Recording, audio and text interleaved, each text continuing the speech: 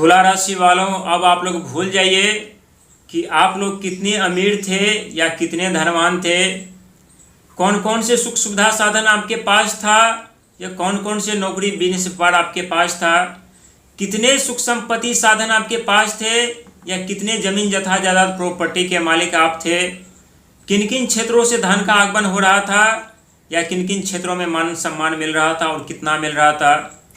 क्योंकि 10 अगस्त के बाद आपके जीवन में एक ऐसा परिवर्तन होने जा रहा है, एक ऐसा बदलाव होने जा रहा है, जो बदलाव आपके जीवन में अब आप लोगों को पीछे मुड़कर देखने का मौका नहीं देगा कि आप लोगों ने क्या खोया है, क्या गवाया है, किसने धोखा दिया, किसने अपमानित किया और कितने धन दौलत के आप मालिक थे।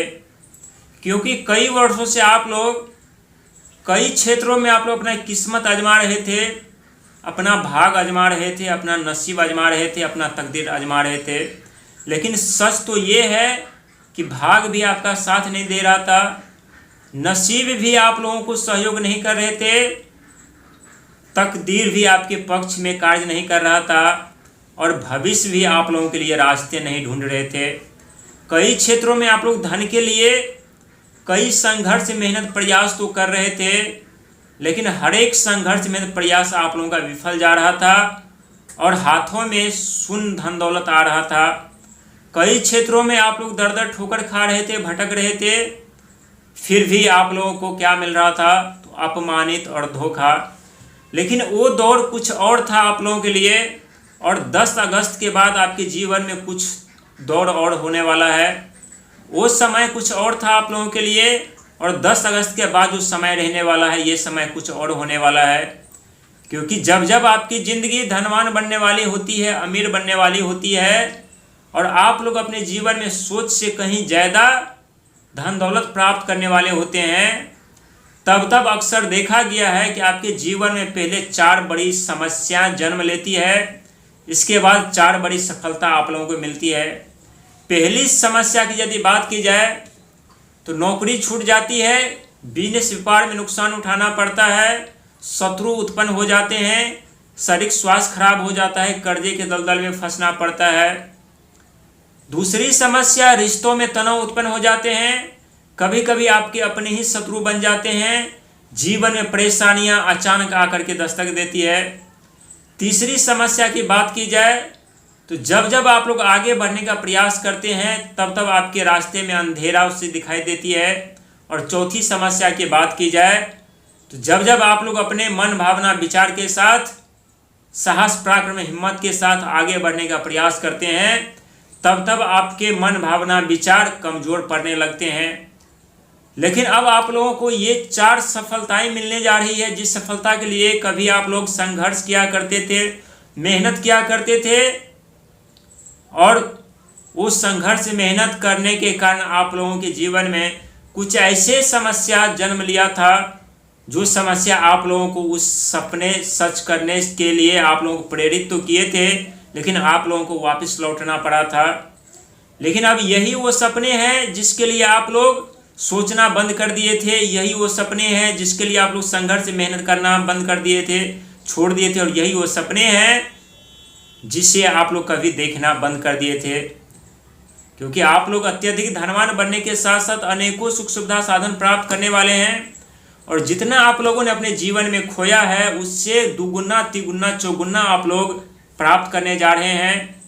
और आगे का कार्यक्रम जानने से पहले आप लोगों को हर हर महादेव कमेंट में जरूर लिखना है, क्योंकि आपके कुंडली के एक ऐसे घर के स्वामी चंद्रमा होते हैं जो चंद्रमा महादेव के सिर पर विराजमान है, शिव के सर पर विराजमान है। और चंद्रमा आप लोगों के यानी 10वें घर के स्वामी होते हैं, कर्म सफलता करियर के घर के स्वामी होते हैं। और आप लोग वो सौभाग्यशाली व्यक्ति हैं जिन्हें भगवान शिव की कृपा से, चंद्रमा की कृपा से, भगवान सूर्य की कृपा से सफलता कामयाबी तरक्की मिलती है। क्योंकि बहुत ऐसे तुला राशि वाले व्यक्ति हैं जिन्हें टेक्नोलॉजी के क्षेत्र में साइंटिस्ट, खोज, आविष्कार, research, social media, share marketing के क्षेत्र में सफलता अत्यधिक मिल रही है, बिना मेहनत का धन का आगमन हो पा रहा है। वहीं बहुत ऐसे तुला राशि वाले व्यक्ति हैं जिन्हें अत्यधिक संघर्ष में प्रयास करने के बावजूद भी 3 बड़ी समस्या घेर कर रखी है। पहला रोग, दूसरा शत्रु, तीसरा ऋण। इन तीनों चीज़ों से भगवान सूर्य छुटकारा आप लोगों को दिलाएंगे। देव बृहस्पति महाराज आप लोगों को छुटकारा दिलाएंगे। और अंक ज्योतिष के माध्यम से 2026 का साल भगवान सूर्य का साल है। और अंक ज्योतिष में 10 अंक के स्वामी भी यानी भगवान सूर्य है। और भगवान सूर्य आप लोगों के जीवन में बहुत बड़े बदलाव, बहुत बड़े परिवर्तन करने जा रहे हैं, क्योंकि आपके लाभ और आय के घर के स्वामी होते हैं, यानी 11वें घर के स्वामी भगवान सूर्य होते हैं। और भगवान सूर्य की कृपा से आपके जीवन में चारों तरफ से धन का आगमन होने वाला है।